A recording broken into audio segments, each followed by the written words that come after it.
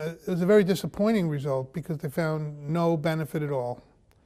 And I had concerns with a lot of the technical aspects of the procedure. I couldn't fault them at all for the methodology of randomization,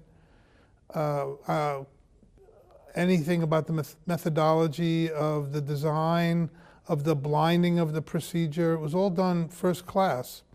The question really is, did the patient selection appropriate, and was the technique of the procedure the way I would do it, or anybody who had evolved with the procedure since 2009 would do it. That wasn't their intention. Their intention was just to see if Zamboni was right or wrong. And they come up with diametrically opposed results.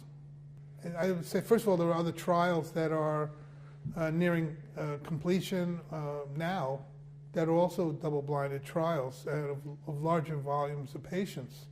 So we shouldn't, close the door before all the players get in the room, so to speak.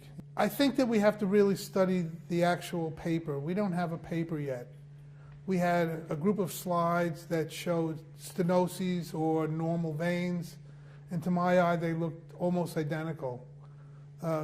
There were patients, the biggest thing that was most disturbing was their endpoint of stenosis. If they performed angioplasty and the stenosis was not that much reduced, they were allowed to do one more inflation. And so that, I think that that's not good enough. So to me, the study left me very unsatisfied. I wouldn't say I would reject it, but I would certainly say that it did not provide any good answers that were extrapolatable to how I practice, for example. That they underdilated the veins with balloons that were small. A lot of the balloons they used were not high-pressure balloons. I don't know how many, but in speaking to Dr. McCann, they used two types of balloon. One is high pressure and one is not high pressure. And in my experience, the pressures have to be very high to open the veins. And they accepted 37% residual stenosis, and I would never do that. So for me, it was inadequate. Now, there's many people who might say that that's adequate, that's standard of care, but to my way of thinking, they would run into the same problem that Zamboni ran into with restenosis rates that were high, because they stretched, but they never really opened up the valve. And there was no mention of valves at all. There may be many reasons that I can't explain yet about why they got no benefit. One of them certainly could be under treatment. Another could be that they never really opened the valve, and I'm not sure they were trying to do that. And